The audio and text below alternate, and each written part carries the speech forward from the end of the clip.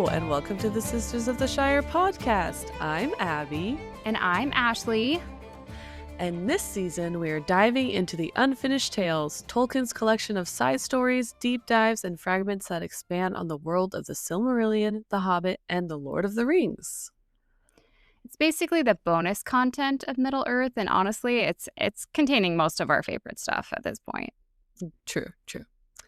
So these tales give us more context, more characters, and plenty of moments that will make you say, wait, how did I not know this?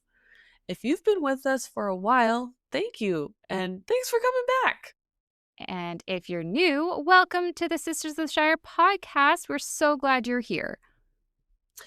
Though we do recommend starting at the beginning of the season for the full story, but however you got here, we are happy to have you. And without further ado, let's dive into the Unfinished Tales. Let's go! Let's go! Hello, friends. It's been a while. A month. It's been a while. So, some of you might follow us on social media. Some of you might not, but we're so glad to be back with you after our break, and we want to thank you all for your patience and understanding with us during this time of no content from us, pretty much. Some of you who do follow us on social media might have seen that we posted about that we've had a loss in our family, but we didn't feel like social media was the right place to provide more details and that kind of social media setting. So, but since we love you all here, we felt like those who listen on and know us a little bit more personally through this podcast, we just wanted to talk about it for just a minute or two, since it's kind of took over our lives for a little bit, and it's still fresh, I would say. So yes. So if Ashley's gonna go through it, if she cannot get through it, I will step up. Okay. So the loss we experienced was my nephew Peyton. He passed away on August 14th. I've been his aunt since I was 12, and over time, he felt like more of a little brother to me. Peyton was born with a severe heart and lung condition, but he faced every day with courage, humor, and so much love for life. He lived to age 23, and despite all of his challenges, he filled those years with joy. I might have mentioned him on this podcast a few times, but we were very close. We bonded by our shared love of Disney, Pixar, Star Wars, Marvel, and especially Disneyland. While he didn't have a deep love of Lord of the Rings, he completely understood the love of a fandom. He never missed pointing out new Tolkien items he saw out to me, and always volunteered. He actually gave me 2 of his Legos that happened to be Lord of the Rings that he randomly had. He had a massive collection of Legos himself, Funkos, and memorabilia that any nerd would admire. Honestly, nearly every Lego in my house might have been bought by me, but it was built by him. He took special pride in sharing our combined love and knowledge of fandoms with my daughter Lizzie, and he felt it was his duty to pass them on to her. He watched every Disney movie with her, showed her every Pixar Easter egg, explained the timelines of the Star Wars universe, coached her through every Lego build, teamed up with her to play every Lego video game. That was just who Peyton was. He was brave, selfless, patient, and full of love. He wasn't just my nephew, he was one of my best friends, and I'll miss him always. Getting to tell you a bit about him, even for just a few minutes, feels like one more way to keep his memory alive. So thanks for understanding, and thanks for letting me talk about him for a little bit. Yeah.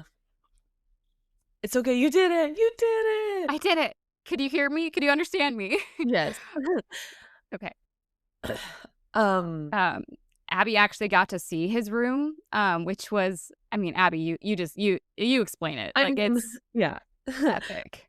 I mean, Peyton, Ashley and I are the same age, and so But she has older. I'm the oldest and she's the youngest, so she got to be an aunt way before I have been an aunt.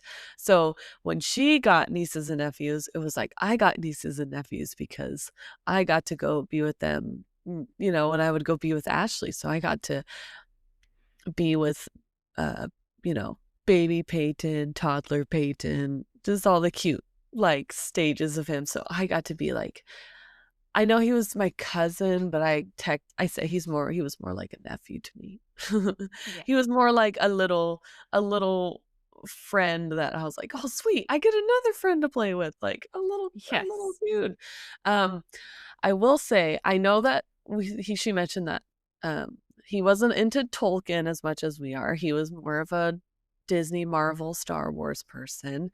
But I will say I think he taught us the important part of any fandom is that you just love it, right? Like Yes. he was the true fan that like of loving something, you would see him put his whole heart into it. And I think that is what I took away from him the most was don't be afraid to really show up to something that you really love. Like, don't you don't have to be ashamed of your love for Disneyland or your love for being nerdy and loving all things nerdy. Like, he was in it 100% and I was like, "Yes, I want to live my life and be like, I love these things. I love certain genres of things. I love fandoms of things and I'm like excited to share it with people and I'm excited to collect things from it or build it into my everyday life and that's what Peyton did and I was like, I love that. I think more people should do it. Just be happy. Enjoy the things that make you happy, right? And Mhm. those things were a comfort to Peyton because he had a very hard um, years of his life with through a lot of hospital stays and a lot of just down days with his medical history and health. And so those things made him happy. And I think Yeah. his message I would say is if something makes you happy, you just go into it 100%. Yeah. Love it as much as you can. And so Mm. to all our fans out there, if you love something, uh, that's amazing. Go for it. Love it 100%. Like, doesn't matter if your friends aren't super into it or your family is like, could care less. That's for you. Like, you got it. You can love it as much as you want. Yes. Uh, um, yeah.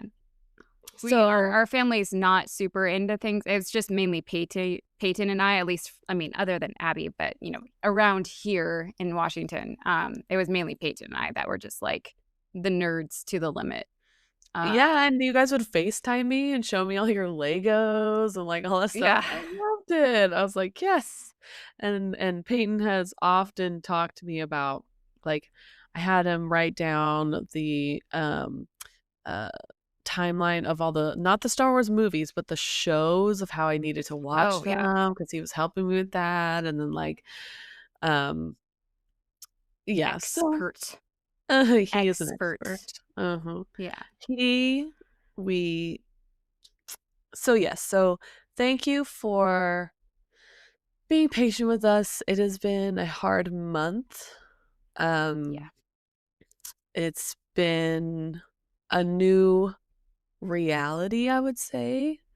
Yeah. That's a little bit hard to navigate. So we're trying to just not I wouldn't say get back to normal. I just would say Figure it's out a the new new normal. normal. Yeah, figuring out a Yeah. new normal and trying to come back to things that make us happy Yes. because I don't think shying away from that is helpful, but it might take us a while to get in back into it. But this is a happy place for us. You guys make it a happy place for us. We are so glad that we have wonderful listeners and supporters in you all and from all over the world. And we love you all. And just make sure that you give hugs and tell people you love them. Because, Yes. yeah. Never know. Okay, moving on. No more crying. Hey, I'm holding it in right now. I know. I was actually impressed. Um, how much do you remember of a month ago at this point? um, oh, and excuse my my coach voice. We started soccer season, so I Oh, have like I'm a little voice is gone a little bit, but um I remember that we were going between Turin's story and then his mom and his sister's story, and I think we were on his mom and his sister's story when we were talking uh-huh. last, and that those poor elves were trying to help them stay alive, Uh-huh. and I only remember his name because it's one of my favorite elf names, but it's Mablung because he sounds like a Pokemon. Yes. But he is like exasperated with them. He's like, "Will you please just make this easy for everyone and just come with us?" And she's like, "No, I'm not gonna do that." And then she's like, "I'm gonna go over here and ruin the plan with everything by um doesn't she like what's the word? Not wake up, but she like she like go near a place that has the dragon in it and then the dragon So, like I mean, she technically obeyed orders from the time that Mablung took over things. mhm, Um, she was supposed to stay on a hill, the Hill of Spies, with her daughter Nienor and like a group of the elves, and they were supposed to stay there while Moblung and like a smaller group of elves went into Nargothrond to see if they could find anything out about Turin. okay. And then Turin or Glaurung actually had like seen this all from afar and basically knew what was coming. And he, just as the elves are trying to cross the river to go into Nargothrond, he like runs out, submerges himself in the water, which somehow makes like this noxious, gassy, fumy, foggy stuff that smells really bad. And Mustard you gas, can't see maybe? through it. Yeah. Like a mustard gas. Oh, I didn't even put that together. That's a good one. It all relates back to Tolkien's brain and his um, events in his life, right? Mhm. So it scatters the people on the hill. In the chaos, Nienor is separated from everyone, and she tries running to the top of the hill where Glaurung somehow just knows she's going to be there, and he uses his magic eyes to manipulate and confuse her. Magic Moblung, eyes. yeah, I don't know what else to call it. Like, is it just in his eyeballs? If like we like Ooh, if it was like the basilisk thing can where it we be like like poked it Paw out. from Ooh, like from Caw from from the Jungle Book. Jungle Book? Yes. But if we like basilisked it and like had something or someone poke his eyes out, would he still be magical? That it's a Mm, method worth trying, mm, but whatever. interesting. Um so Moblung tries to explore Nargothrond while the dragon's gone. Um, he's really kind of worried though because the dragon can come back any minute. Doesn't really find anything. Um, and then he crosses the river to go back because he sees that the dragon is on the mountain where the girls are supposed to be. He heads back, and then Glaurung comes back to Nargothrond, and he calls Moblung like a vole or something rude. And then, Rude. yeah, I know. Moblung runs to the hill to try and find everyone, and he can't find anyone. Um, Nienor is sitting there, um, and she is like sightless. She can't see, she can't hear, she can't speak. But luckily, he can like hold her hand, and she'll like go with him if she holds his hand. And Oh. that's when Moglung basically like tries to lead her back towards Doriath because he doesn't know what else to do, and um, he like loses it. He like, I don't know why we were doing this. I'm such a bad elf. I should never have come, and he just like loses it. It's okay, buddy. I know. In fact, we're going to start this episode with what he said, because I just wanted to remind you of how heartbreakingly sad Mablung is in this moment. He says, quote, "Not for nothing did I dread this errand, for it will be my last, it seems. With this unlucky child of men I shall perish in the wilderness, and my name shall be held in scorn in Doriath. If any tidings indeed are ever heard of our fate, all else doubtless are slain, and she alone spared, but not in mercy." She referring to Nienor. So yeah, he's not in the best frame of mind. Oh gosh, he's been through a lot. He has. So we ended things on kind of a bleak note, but I left you on a kind of a cliffhanger, because pretty much like the next sentence, they're found by 3 other soldiers who were in Mablung's original company that had gone and separated with the mass chaos of the mist, fog, stinkiness. And then, quote, "Hope then returned to Mablung." He was better. Yeah. It's gonna be okay. What is it? He's not revived. What's the word? I'll think of it. Revitalized. Yeah, I'll think of it. So the only problem is that to go back home to Doriath, they are forced to take an alternate route than the one they came. You might remember that on the way from Doriath to Nargothrond, there was a river in the way. Remember, that's where Morwen was like, how do I get across this? And then that's where Mablung and his company decided to step in and help. And they got across the river by using ferry boats. They were secret ferry boats that the elves had used as a means of relaying messages back and forth from Doriath to Nargothrond. You would think that they could just take those ferry boats back across the river, but you would be wrong. For what reason, it's not very clear, but, quote, "Since the fall of Nargothrond, the ferry wards were forbidden to set any across save those that came from within." Huh? Wait, so if you are coming from the opposite side of the shore, they are not coming to get you to bring you back. They can only take you one way? Apparently.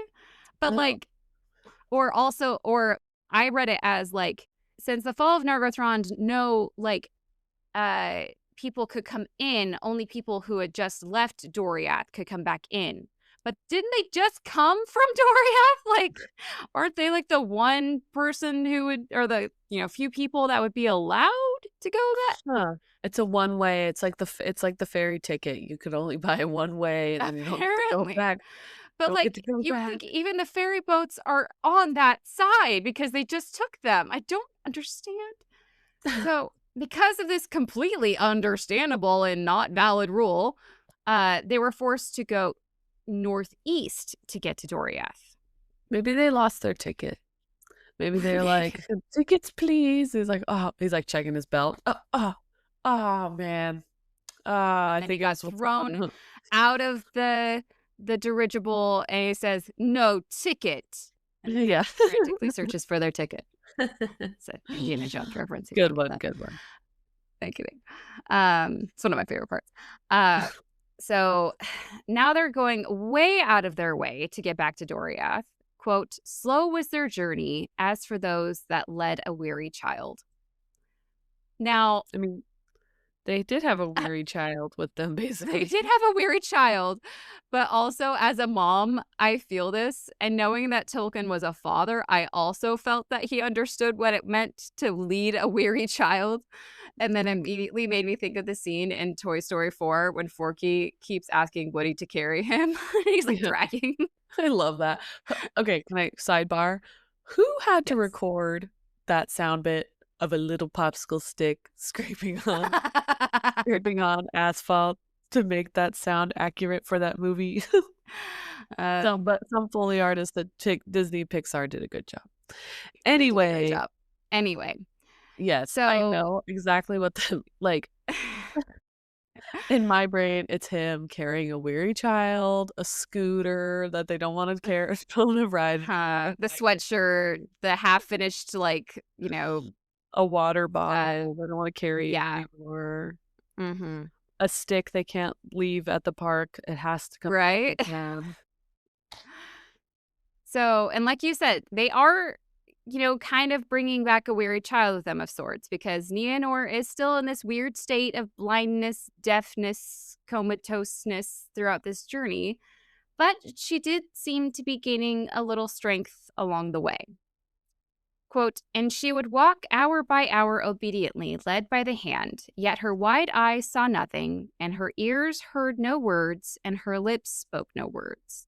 That'd be kind of freaky looking to Right? see a person look like that. Okay, I tried so hard to make the maps make sense.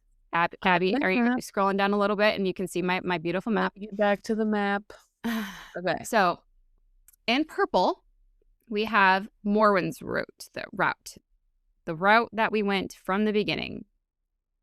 With Okay. Morwen, I love your Nienor, choice and of purple and pink. Very nice. I love it. because it's a girl trip, obviously. Purple and pink aren't my thing, but it was a girl trip. I had to. Yeah. Okay. Hey, those are I And love those Morwen's colors. like dark. Yeah. Okay. So, a pretty direct route for Morwen, right? It kind of just goes south a little bit, southwest. Uh-huh. Now, because they couldn't cross that stupid river for whatever reason, this is the route I believe they had to take that is in pink. That is their Oh, planned route. okay. It's a bit out of the way. So So this if is, you yeah, if you're looking at give it an from analogy. our perspective, them leaving from Menegroth, it looks like Morwen took like a straight, very, very direct route to Nargothrond. Like no switchbacks, no zigzag or whatever. Pretty straight. Utah to California. Yes. And then the way around that they're going back to Menegroth, I'm assuming, it looks like they made an almond shape. Like it makes like a not so much a circle, but it kind of is like an almond shape to get back from Nargothrond back to Menegroth. But it literally looks like they had to go like up, up and around like the whole forest over the like they had to do a lot more. So, let's What's the word? go from California to Washington to Montana and then down into Utah. Yeah. Yes, they went a longer roundabout way, I would say. Yeah. So, again, why do they have to go so far out of their way, especially with the broken company that they're in? Nienor is comatose. Now you see that point that I marked in yellow. What does that say? Yeah, don't worry about that part. So this area The top is, of the forest of Neldareth. yes, there is a bridge there, and it's crossing the river Esgalduin, or the Hidden River. Okay. Now, they stop at this bridge for a bit, and they have Nienor lay down on a couch of grass. I've never thought of grasses as couches, but sure. Like a bed of grass would have made more sense, but a couch, sure. Whatever you Okay. whatever you think, Tolkien. Quote, and she closed her eyes as she had not yet done, and it seemed that she slept. Now, everyone else is pretty tired as well, so they all sat down and rested for a while. Unfortunately, this turned out to be a bad idea because in their tiredness, they didn't think of setting a guard or any other safety precautions. Cool. And so, quote, they were assailed at unawares by a band of orc hunters, such as now they roamed much in the region, as nigh to the fences of Doriath as they dared to go. Oh man, they're just trying to take a nap. I They've been know. working so hard. So I could see why they think they would be safe. They're right next to the, girdle of Melian, next to Doriath. They're on the borders of it. They're like, oh, we're close enough. We should be safe. But the area that they're also in is right next to the Valley of Dreadful Death and the Mountains of Terror. So, I mean, those happy places. maybe not the best place to be sleeping on the job.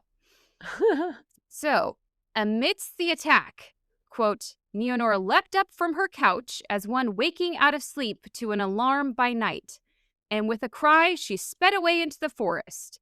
Then the orcs turned and gave chase, and the elves after them.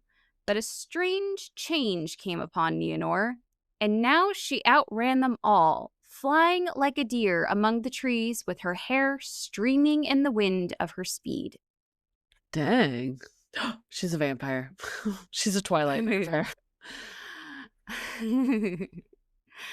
I do love this visual, this beautiful girl running through the forest, her long golden hair trailing behind her, and then like in the wind, deer running beside her, like edging her on or something. Ooh. It's very like Pocahontas-y. Ooh. Now, I'm going to go off on a little random thing here, but I think this is an interesting thought. Bear with me. We don't talk about the other Valar very much during this time. You know, it's mainly Ulmo, maybe a Monway reference. But other than that, pretty much nothing. But Or the vision Mando. of No, the- not Mandos. Yeah. Yeah, Sometimes I Mandos. hear Mandos sometimes. Sometimes we hear Mandos, yeah. But the vision of the deer running through the forest brings to mind an image of my girl, Nessa. Because, quote, deer were traditionally dedicated to the Vala Nessa and were said to follow her as she traveled through the wildlands. So, Ooh. in my head, wouldn't it have been kind of cool if Nessa had like sent the spirit of deers, or like even just, you know, some kind of deer swiftness or something to help Neonor run faster or something. True. And that would be so who cool. else, right? And who else would take pity on a girl such as Neonor than the Valar, whose name is literally translated as young? Oh. Like she just is known as being this like kind of young girl. I love it so much. I want that. That is canon for me. Right? Or that she was manlike, she had manlike valor or strength, which also rings with Neonor as well. Ooh. I mean, she literally almost passed off as an elf like 3 seconds ago. So in my head, okay, crazy. artists of the universe, I want this to be made. So almost think Pocahontas vibes, okay? But, you know, obviously girl, golden hair, running in the wind, but also like in the wind or even almost in the hair, maybe like just these like really translucent images of deer like running beside her, and like maybe like an image of a very, very faint image of like a woman Valar and like Nessa just like up in the sky, like above her or something, or like behind a tree, or just like very subtle. How cool would that be? All right. Okay. Okay. Artists of the universe, take it. Take it. Take it from me. Take it from me. Okay. I give it to a gift. Yes. Just a thought. Okay. Anyways, so Mablung and the elves are able to catch up to the orcs easily, of course, and they take him out, no problem. However, they are unable to catch up to Neonor. So she's still booking it. Quote, by then, Neonor had passed away like a wraith, and neither sight nor slot of her could they find, though they hunted for many days. Ooh. She just went crazy. Yeah. She lost it. She went crazy, y'all. So they lost Morwen. They lost Neonor. They found Neonor, and then they lost her again. So poor Mablung, he doesn't know what else to do. He goes back to Doriath because I looked for her for a few like days and I couldn't find anything. So he goes to Doriath, head hung with grief and shame, as he tells King Thingol, quote, choose you a new master of your hunters, lord, for I am dishonored. Take my sword. I don't need it anymore. I'm not worthy. Melian tries to cheer him up, telling him, it is not so, Mablung. You did all that you could, and none other among the king's servants would have done so much. But by ill chance you were matched against a power too great for you, too great indeed for all that now dwell in Middle-earth. So if I were Mablung, I would be like, then why did you send me out there in the first place? Was doomed to fail from the beginning? Yes. And then almost an answer of my question that I'm sure Mablung would have asked as well. Thingol chimes in with, quote, I sent you to win tidings, like tidings of Turin, and that you have done. It is no fault of yours that those whom the tidings touched nearest are now beyond hearing. Grievous indeed is this end of all Hurin's kin, but it lies not at your door. Oh, he's like, it's So it's okay, not, bud. It's not your yeah, fault. it's not your fault. And it's whom the tidings touched nearest, like meaning Morwen and Nienor, are literally beyond hearing, and literally in Nianor's sense, as she cannot hear. It's sad that this is how Horin's kin ends. Like, does he definitely think they're dead then? It's just I also don't think sad. he has a lot of faith in that. Yeah. Those mortals. Freaking, like, cough will kill them. But I could see Mablung or someone mean to Mablung making a comment about, like, Butterfingers again or something. Like, Oh, she slipped like, through your fingers again, we see, huh? yeah, just like that Silmaril, am I right? But even with Thingol and Melian's comforting words and lack of blame, Mablung is an elf of honor, of course. Therefore, quote, Mablung would not rest, and with a small company, he went out into the wild and for 3 years wandered far, from Erd-Wethrin even to the mouths of Sirion, seeking for sign or tidings of the lost. Now, Oh. Abby, quick map thing here. Okay. Scroll down a little bit. Just to show you the area he's looking at. Dang. You're all the way at the bottom. Are you there with me? Yes. Okay.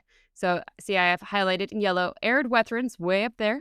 That's like by the pools of Iron. That's Dorloman, like where Turin is from. And then he said all the way to the mouths of Sirion. How far is that, Abby? Is that a big expanse of land? That's probably a couple 100 miles. Yeah. I mean, the poor guy searching Yeah. all of that. Yeah. He Yeah. deserves so much better. So now we get to start a new section called Nienor and Brethel. Because meanwhile, back with Nienor, she is frantically running away from whatever she was able to glean as a threat in her state. Like, I don't understand. Like, she must have woken up immediately with her sight and hearing or something back, because also, like, how else would she woken up? And how would she know how to run away without, like, hitting every tree? Yeah. She doesn't get very far. But it doesn't say that here, which I thought was interesting. It says, quote, she ran on into the wood, hearing the shouts of pursuit come behind, and her clothing she tore off, casting away her garments as she fled, until she went naked, and all that day she ran, as a beast that is hunted to heart bursting, and dare not stay or draw breath. Oh, she's like a little rabbit. With the fox after her. So just for comparison's sake, I did look up the Silmarillion version of this scene, and it does say that when she woke up to the orc attack, quote, in that hour recovered hearing and sight. But in the Unfinished Tales, only in the second part after she has been running a while, does it mention that she can hear sound again. So just what if interesting. What if it says like, oh, she's running like crazy and she's like faster than everybody or whatever, and it's not normal hearing and sight, and she can like see in the dark really well, and she can like Ooh, that'd be cool. hear better. Another gift from Nessa, maybe. Yes. Maybe. And then in the Silmarillion version as well, as for her running, quote, she fled as in madness of fear, swifter than a deer mention again, and tore off all her clothing as she ran until she was naked. Like, why naked? This isn't running so quickly through the woods, your clothes catch on things that are ripped from your body. This is her tearing her own clothes off. Interesting, in Turin's story, we have 2 people running through the woods naked. Tolkien, I need the origin story. I need to know where he got this idea so bad. Anyways, as evening comes, suddenly her madness passes. Quote, she stood still a moment as in wonder, and then, in a swoon of utter weariness, she fell as one stricken down into a deep brake of fern. And there, amid the old bracken and the swift fronds of spring, she lay and slept, heedless of all. She basically tired herself to like passing out. Uh-huh. Wow. Like, I guess ferns wouldn't be too bad to collapse onto. Like, I went for a walk in the woods the other day, and I have to say, I don't think I would have liked collapsing into anything on that trail, especially naked. A Like, fine I don't know. wow. Regionally, like, we have a lot of blackberry bushes, holly bushes, ant hills, like, just no thank you. Poison ivy, Yeah. poison oak, stinging nettle. Stinging nettle, that was the one I was trying to think of. Yeah, stinging nettle. And here it is finally confirmed that her vision is back as well, because when the morning comes, she wakes and, quote, rejoiced in the light as one first called to life, and all things that she saw seemed to her new and strange, and she had no names for them. So hearing is back, vision is back, but no memory. Like a baby. Like a baby. Quote, for behind her lay only an empty darkness, through which came no memory of anything she had ever known, nor any echo of any word. A shadow of fear only she remembered, and so she was wary and sought ever for hidings. So, what did you call her? Like a squirrel or something, and a fox? A bunny. Or bunny? Yeah. So it literally compares her to that. She remembers only the shadow of fear. So she's like a squirrel or a fox in a forest, darting quickly from hiding place to hiding place. Like, yeah. Yeah. Now, back to our freaking map here. This is where things get a bit murky for me. The orc ambush, Nienor starts running at the bridge of Asgaldwin, that yellow place. It's basically like pretty much right north of Menegroth. Now, after running for at least a day and then wandering through the woods, she somehow comes to the river Teiglin, which is in blue here, which is southwest of that bridge that she was at. Yes. Quote, and since the trees across the water seemed closer and darker, as indeed they were, being the eaves of Brethel Forest, she crossed over at last and came to a green mound, and there cast herself down, for she was spent, and it seemed to her that the darkness that lay behind her was overtaking her again, and the sun going dark. Now, we're in the Forest of Brethel now, and she came across a mound. Oh no. It just so happens to be the mound of the elf maid, the mound where Fendulis was buried. Now, the sun was going dark, not only because of the hour, but also because of a black storm that was coming in, and it was filled with lightning and rain. Quote, she lay there cowering in terror of the thunder, and the dark rain smote her nakedness. That girl's gonna catch a cold. I know. And also made me wonder how the parents of Middle Earth explained lightning to their children. Like, is there an explanation amongst the different races? Like, dwarves say, oh, that's Aule's hammer, or like, oh, that's Tulkas stomping in the heavens or something. Like, I want to hear the little, like, yeah, explanations to a child.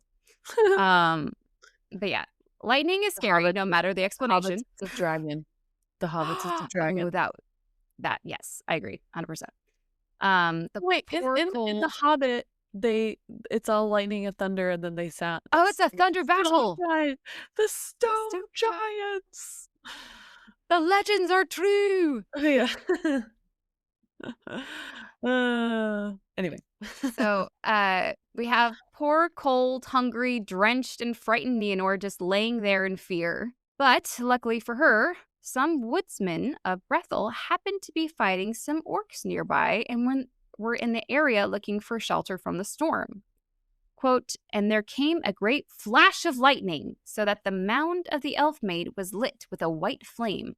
Then Turambar," remember that's Turin's new name, "who led the men, started back and covered his eyes and trembled, for it seemed that he saw the wraith of a slain maiden that lay upon the grave of Fendulas." So he thought it was a ghost, like a ghoul, Mm-hmm. but it was really his sister Yes. who's going crazy. Mm-hmm. Wow. Okay. Yeah. So that's actually where I'm going to leave you today. Whoa, spooky, and time for spooky season. Speaking of which, if you guys follow us on social media, I made a little GIF or GIF, however you want to pronounce it, of Glaurung as Bette Midler from Hocus Pocus saying, I put a spell on you. Did you know, I meant to Google this, one of the original, if not one of the like first singers of that song was freaking CCR. Oh, amazing. Did you know that? I was like, no. I love But me then some you hear it and you're like, Clearwater. oh, it totally works though. Okay. Okay. Credence Clearwater Revival, in case you wonder what CCR means. Big fan. Not in the know. Anyways, so thank you for joining us on this journey through Middle Earth. Don't forget to follow us on Instagram at Sisters of the Shire podcast. You can go see my Glaurung Bette Midler I Put a Spell on You GIF that I'm talking about. A big thank you to Damn. Oh my gosh, damn. Damn. Sorry, I need to go to sleep. Dan and Tom. That's what happened when I combined those two. I apologize. Kevin, Victoria, and Avery. We got a message from her that it's actually pronounced Avery. She enjoyed our song, though. Yes. Your support does keep us going. We're forever grateful. We really appreciate you being patient and sticking with us and just helping support the podcast. And if you would like to help support our podcast, starting at just $3 a month, you can join us as an elf friend of the Shire. $7 makes you a dwarf friend of the Shire, and $9 a month gets you in as one of our women friends of the Shire. If you're enjoying our podcast, but you can't support monetarily, we understand. Please just give us a rating or review. It really helps the algorithms and such. Help or sharing with your friends and family, co-workers. Yes, random people you see on the street wearing Tolkien shirts. That's how I roll. I don't creep people out at all. Like a nerd. I feel like they would understand though, right? Yeah. We did actually get 2 new ratings on Spotify, so thank you for whoever did that. Thank you, thank you, thank you. We are up to 24,000 plays, and we have a lot of world news to catch up on. So really fast. Sweden overtook Ireland. So it's now Sweden is in the number 7 out of everyone. I mean, that's pretty big. Denmark overtook Austria. The Netherlands, which somehow is different than Netherlands. Don't know how you guys did that. Kind of cheating, but whatever. Overtook France and Greece. Proper. We also got a new country, Abby. 2 new countries. Okay. Wait, 3. 3 new countries. 3. Okay. 3. I'm going to say South America. No. Europe. 1. Oh. And then Latin America, like to be sure. Like Central America? Nope. Asia. Yes, 1. Africa? Africa, yeah. So Africa. I don't know if we had any Africa countries. We have some. Okay. So Indonesia is joining us. Cool. And I have to say, this might be one of the fastest ones that I've ever noticed. Granted, we have been off the air for a little bit, but for a new country, it takes a while to climb climbed the ladder, and out of 80 countries, Indonesia, when I first saw it, was at 41. Whoa. Yeah. That might be the fastest climb I've ever seen. And Dang. then not too far behind, Croatia joining us was at 54. So, I mean, these people like came and they binged. They came, they saw, they binged. I'm here for it. Nice. Oh, wait. And then our African country is Botswana. What? That's pretty Yeah, cool. so we're up to 80 countries now, guys. That's freaking amazing and so cool. I love how diverse our listeners are. If you ever want to give us like a shout out, like, hey, I'm the listener from Botswana or whatever, I would love that. Just like, Yes, it's awesome. please. Roll call. You have to send Roll us a hello call. from your country if you're not from Yes. the US like us. I love that. That'd be so cool. And we should have a little interactive map that we can like say like, and then you're from here and you're from here. That'd be so fun. So again, we would like to give a very heartfelt thank you for all of those for loving us and supporting us, even if we have been gone for a little while and taken a much needed mental health break. It's not, I will say, grieving is not a steady, straight shot of, getting, I wouldn't say better, but some days might be better, some days might not be better. So if we have, a week that we're not here, just know that we're trying to get back into a normal schedule, but it is what it is with grieving. So and I know you guys have shared some of your experiences. Like, I mean, not to shout them out or to call them out, but like Dan, has shared with us that he experienced a loss, and I know we're not the only ones. So I hope you guys, can understand and empathize that know we're going through.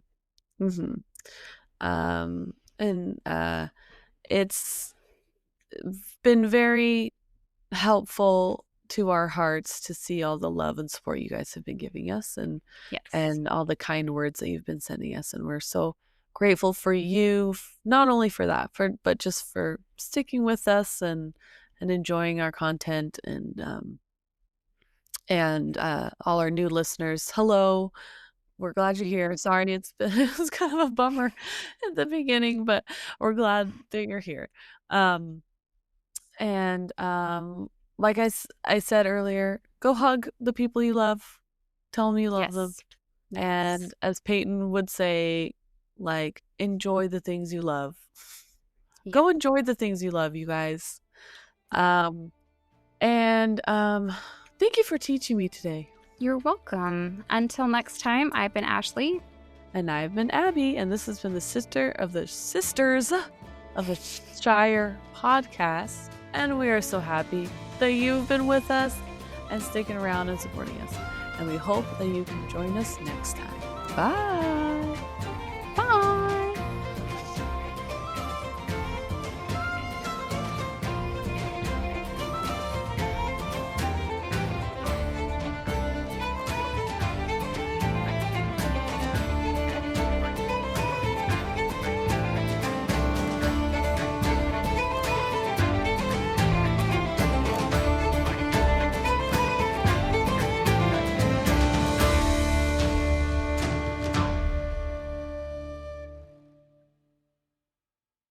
Thank you for teaching me a day. Yay!